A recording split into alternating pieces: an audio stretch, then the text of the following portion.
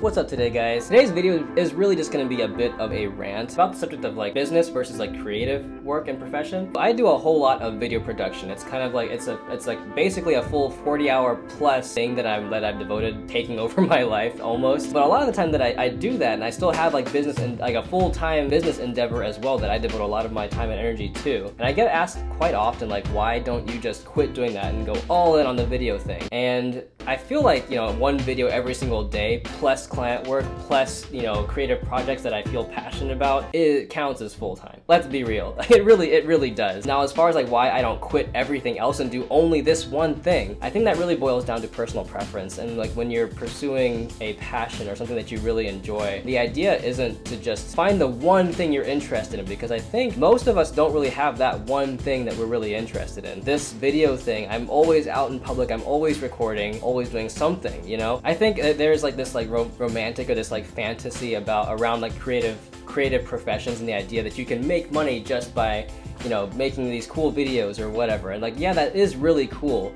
But I think that there are plenty of other things that people do that you know, most people wouldn't necessarily want to look at or know to look at when it comes to careers, to professions, to business. And that's kind of like, I guess, like the side that I don't talk about so often. I've mentioned briefly in here, it's the commercial insurance. In action, that means that I meet with clients and go over their business. Now, in most of the videos, I label those as meeting number 1 or meeting number 2. Meeting number 1, probably 99% of the population, it's like an unsexy like business topic. Reminds me of like Ben Wyatt from Parks and Rec. He was talking about this business idea that, you know, it's not really like a sexy thing, but it can be extremely profitable. Actually, just roll that clip real quick. But I do have an idea. It's airtight, but I have to warn you, it's not super sexy. You would be the middleman between dry cleaners and the companies that sell chemicals to dry cleaners.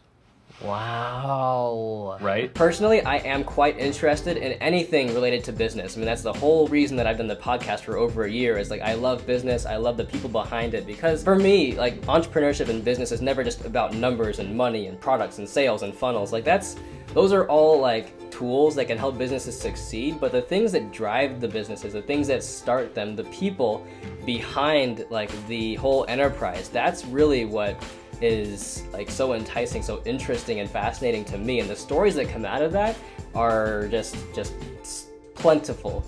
And you know, if you got to this channel, then you know that I am all about storytelling. That's the whole reason that I got into video production in the first place, was to learn how to tell stories better in a new format. So yeah, like I get asked all the time like, why don't you just quit that other thing? It's because that's a very large part of my life, and like things that like add meaning to what I do. Yeah, it's not something that I talk about super often, so I guess if you watch this channel and you see me in public, it's like, oh, you must not be interested in all in that thing, because everybody wants to quit their quote-unquote 9 to 5. I've never considered the business portion of things that I do a 9 to 5, like at all, because it's not. I think when it comes to any sort of profession, there are a lot of self-imposed rules. Like if you're working for yourself, you need to have structure. So most of the structure that exists in my life is more or less self-imposed structure, and everything that I do is something that I do because it adds meaning to who I am, what I do, and to my life. It's like helps me live a meaningful life. I think if you're trying to pursue something, rather than thinking of like what you want to do, it's just think of why you want to do it and then go do that. You don't have to pigeonhole yourself into just one thing.